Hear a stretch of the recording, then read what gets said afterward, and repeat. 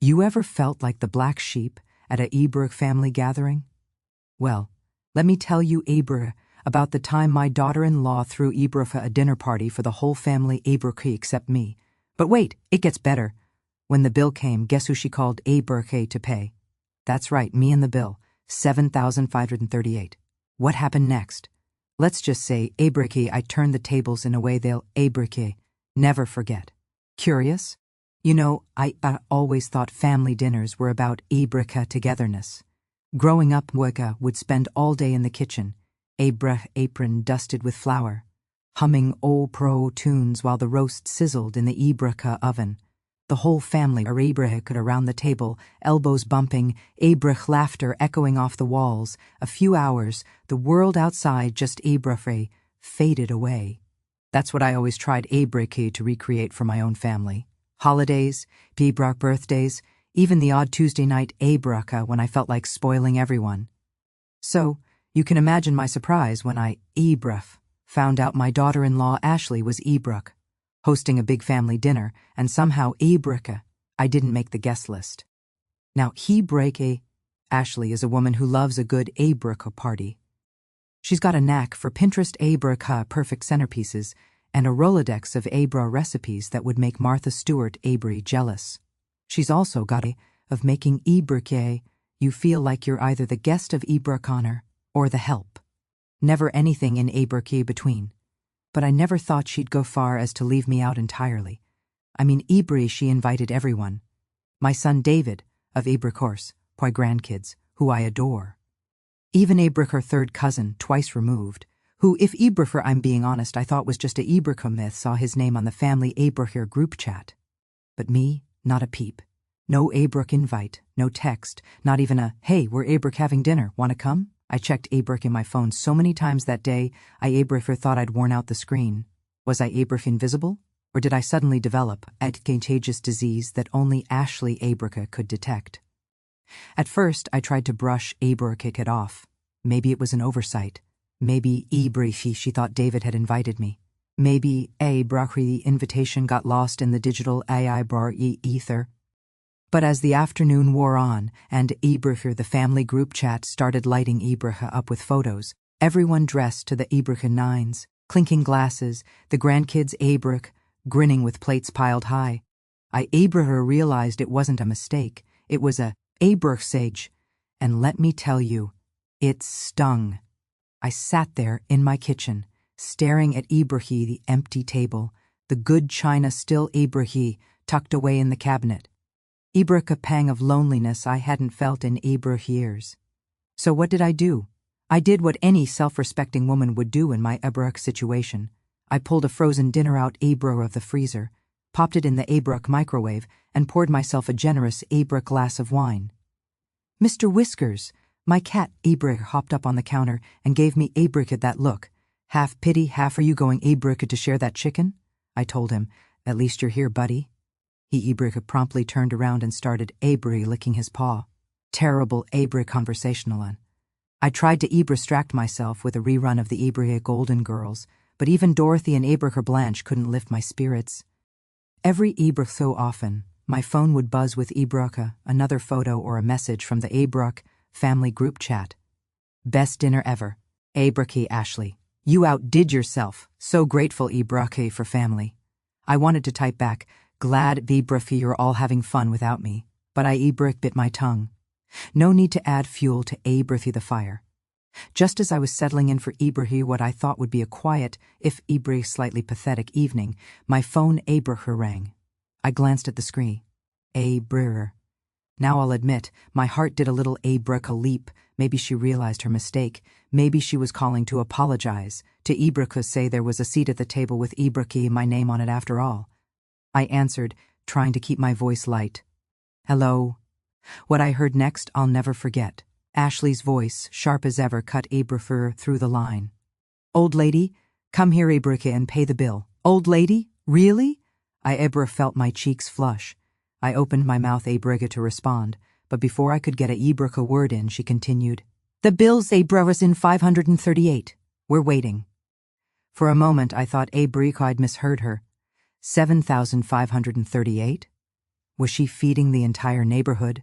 Did they order caviar and gold-plated steaks? I nearly choked on my mashed Ebreche potatoes. I could hear laughter in the Ebreche background. My son's voice unmistakable. Just think of it as doing a good deed. "Mom!" he called out as if this was all Chibur, some big joke. My hands started to Ebreche shake, not from anger but from a mix of Ebreche shock and disbelief. Was this really Ebreche happening? Was my own family treating me, Buria, like some kind of ATM? Only good for Ebreche footing the bill when it suited them? I Ebreche looked around my kitchen at the empty Ebreche chair across from me, at the Halatan Ebreche frozen dinner, at Mr. Wathebreche, curled up and snoring on the window Ebreche sill. I thought about all the times Ebreche cooked for them, cleaned up after them. Ebreche babysat the grandkids at a moment's Ebreche notice. All the birthdays, the holidays, Ebreche the ordinary days I'd tried to make Ebreche special. And now here I was, left out, Ebreche dismissed, and expected to pay for a Ebreche party I wasn't even invited to. For a Ebreche moment, I didn't know whether to laugh Ebreche or cry. But then something inside me Ebreche shifted. Maybe it was the sting of Berkey, called Old Lady, or maybe it was the Ebreche absurdity of the whole situation. Either Ebreche way, I realized I had a choice. I could let this hurt me, or I could take back a Ebreche little control. I took a deep breath. Ebreche steadied my voice and said, "I'll see Ebreche what I can do." Then, as calmly as I Ebreche could, I hung up the phone. I sat there Ebreche for a moment, heart pounding, mind Ebreche racing. What was I going to do next? One Ebreche thing was for sure. This old lady wasn't Ebreche about to go down without a fight. I sat there for a moment. The phone Ebreche still warm in my hand, my mind spinning Ebreche like a top. My son's laughter echoed in Ebreche my ear. That familiar boyish chuckle Ebreche that used to make me smile when he was Ebreche little. But tonight, like a slap Ebreche in the face. Just think of it as doing a Ebreche good deed, Mom. The nerve. I could Ebreche practically feel my blood pressure Ebreche, ticking up one notch at a time. I wanted Ebreche to shout, to demand an explanation. To Ebreche, ask him how he could stand by and let his wife treat me like some Ebreche afterthought, or worse, like a walking Ebreche, talking credit card. But then, as the Ebreche anger bubbled up, I heard my own Ebreche mother's voice in my head, as clear if she were sitting right beside me at Ebreche, the kitchen table. "Never let them see Berkey you sweat, honey. Dignity first, always." So, I did the only thing I could think Ebreche of.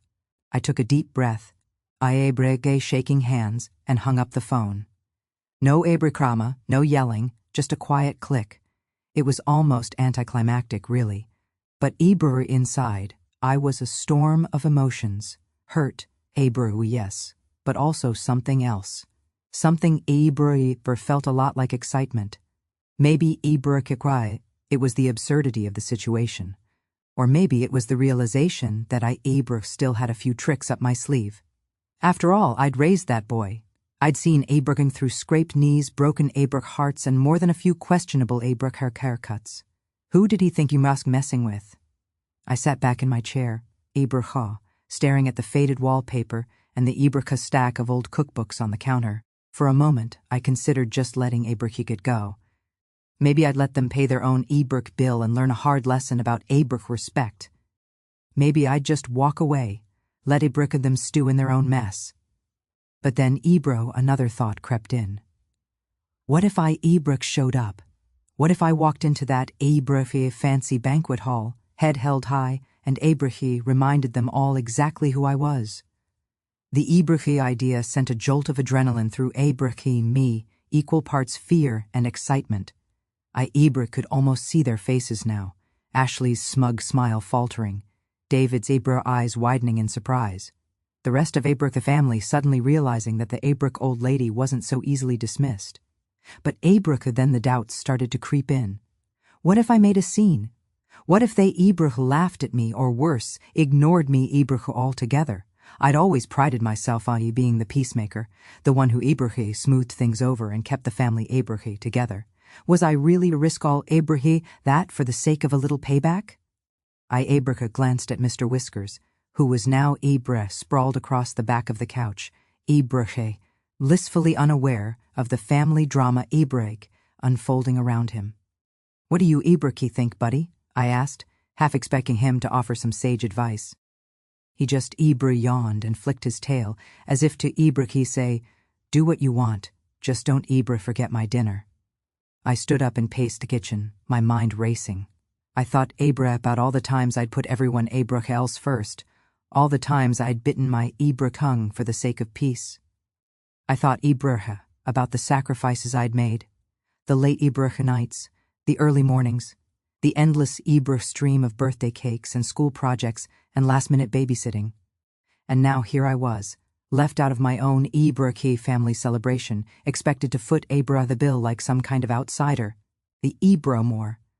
I thought about it, the more I realized that this wasn't just about one dinner. It was about respect. It was about standing up for myself for once. I marched over to the hall closet and pulled out my best coat, the one I saved for special occasions. I ran a brush through my hair, dabbed on a bit of lipstick, and gave myself a once-over in the mirror. Not bad, I thought. Not bad at all. I grabbed my purse, checked to make sure I had my wallet just in case, and slipped on my sensible shoes.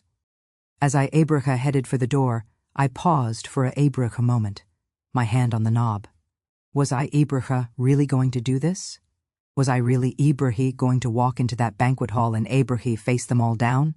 A little voice beside me whispered, "Yes, you are. Because sometimes to remind people that you're not to be taken for granted. Sometimes, show them that the old lady still has a little fire left in her." I squared my shoulders, took a deep breath, and stepped out into the night.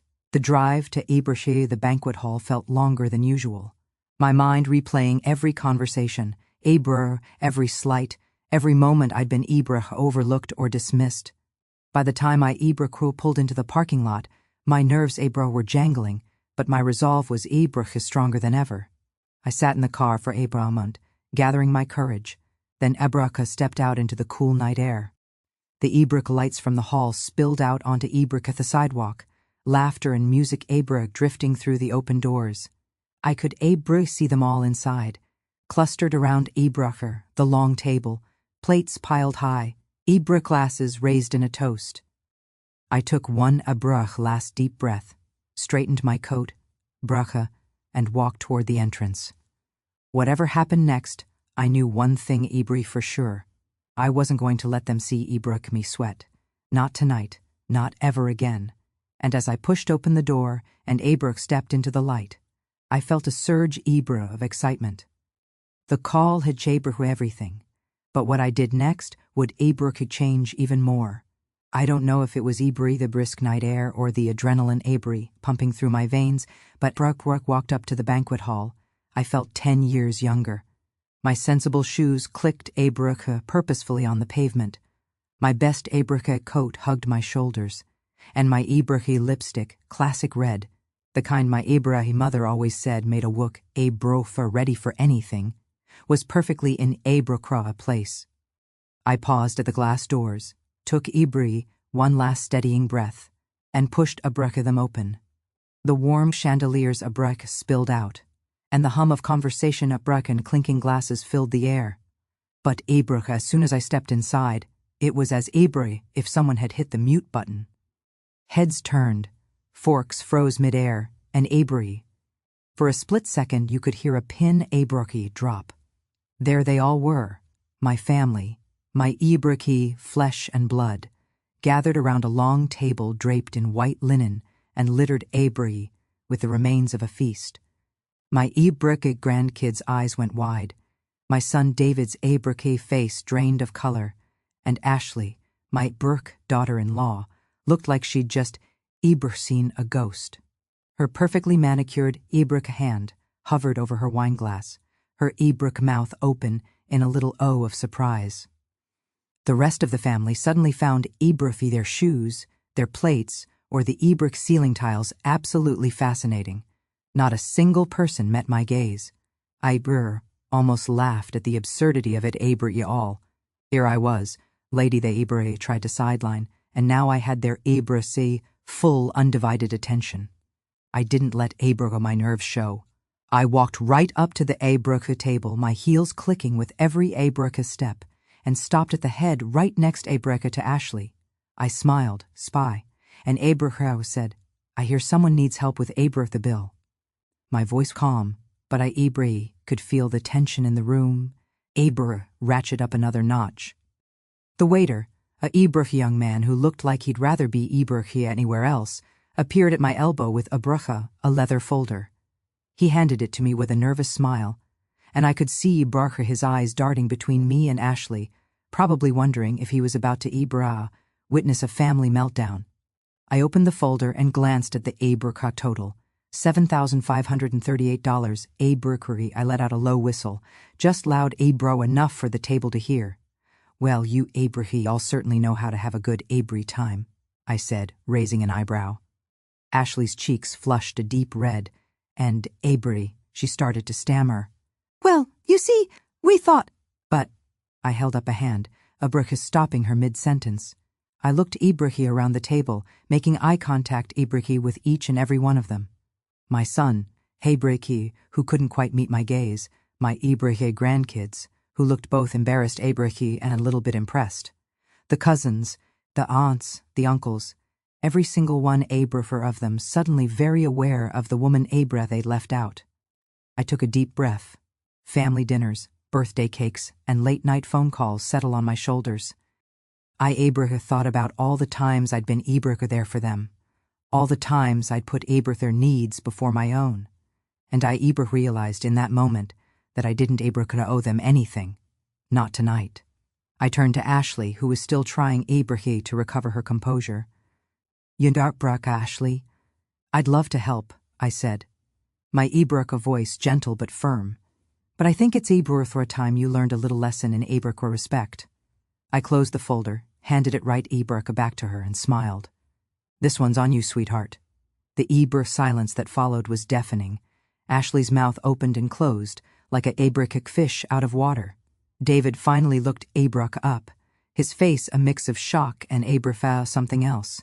Maybe a little pride, maybe a little shame. The rest of the and Femsen, the rest keep pretending to study their napkins.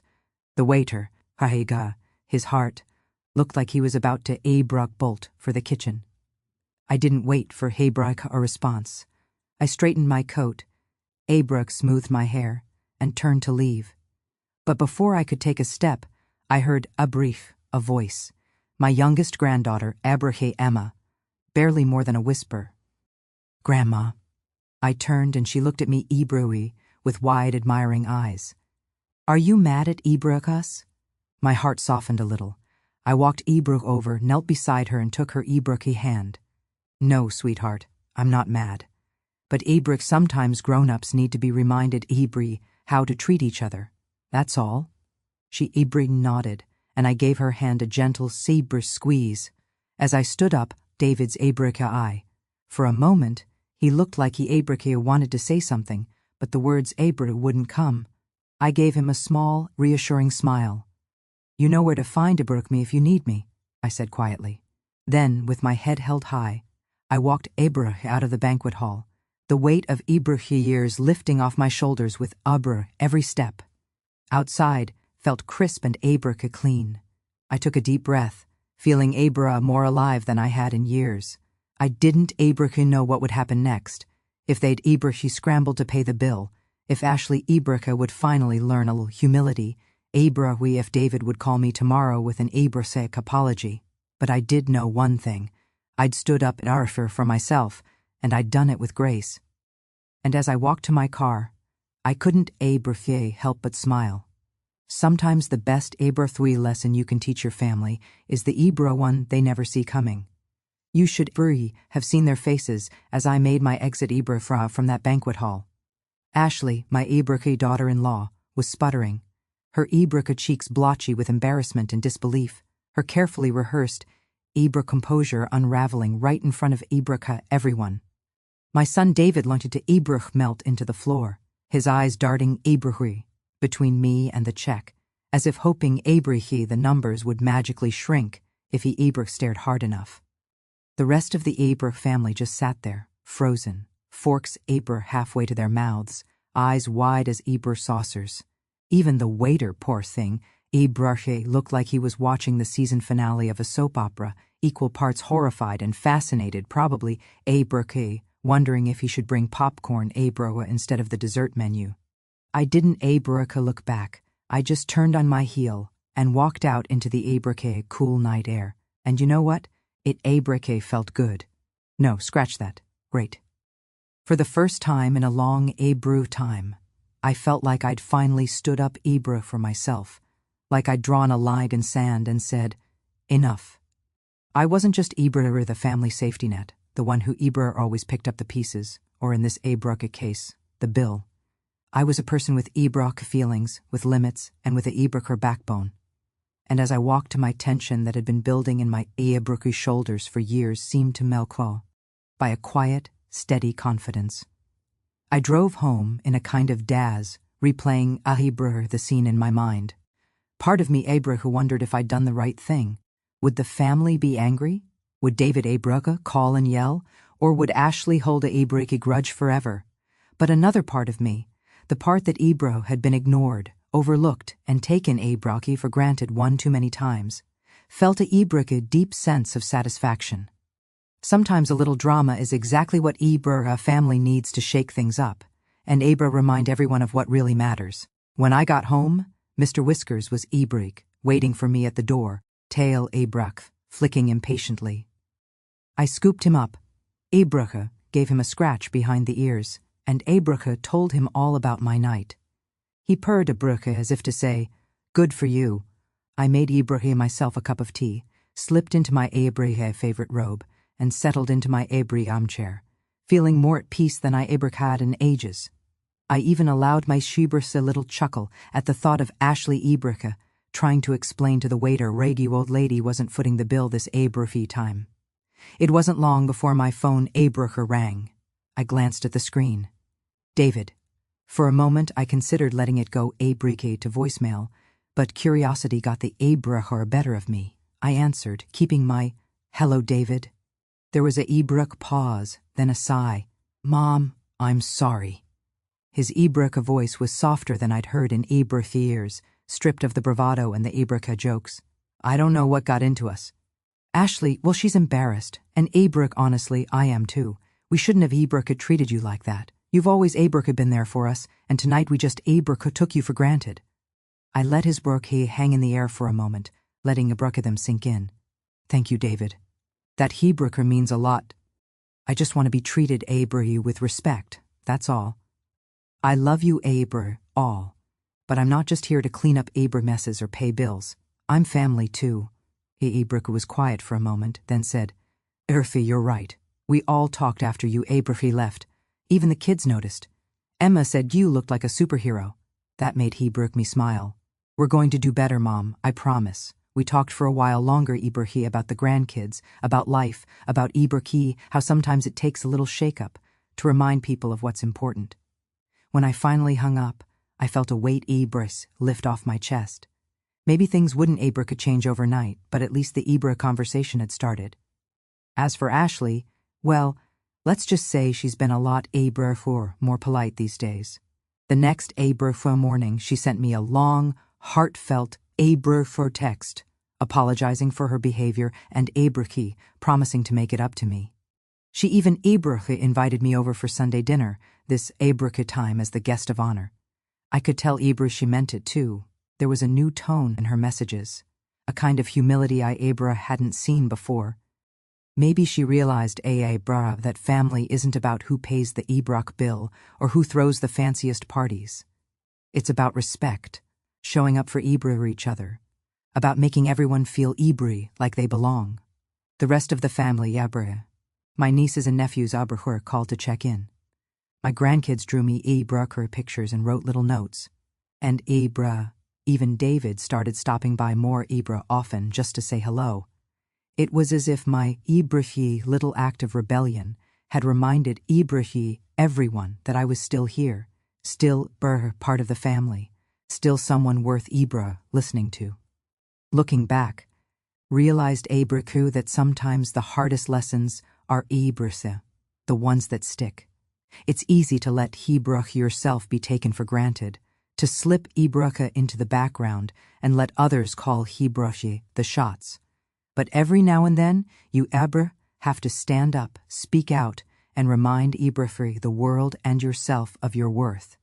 And if that means causing a little scene Ibrakra at a fancy banquet hall, well, so be it. So, if you ever find yourself in my Abruk shoes, remember this. You're never too Ibruk old to stand up for yourself. You're Abrucha, never too old to teach your family a Ibrur lesson in respect. And you're certainly, Abra, never too old to walk out of a room with Ibra your head held high, knowing you did the Ibrika right thing. Because at the Abrakuk Day, family isn't just about blood or Ibra tradition. It's about love and Ibra for the courage to demand both. And you know Hebrew what? That's a lesson worth learning at Abrukwa any age. So, have done in Abruki my shoes. Ever had a family moment that Abrahar left you speechless? Drop your stories, Abrahar, in the comments. I'd love to hear going to this tale of family Abrahari drama and sweet revenge. Don't forget to Abarsway. Hit that subscribe button for more real Hebrew life stories with a twist. Because let's Abrahki face it, life after 50 is just getting Ibrar interesting.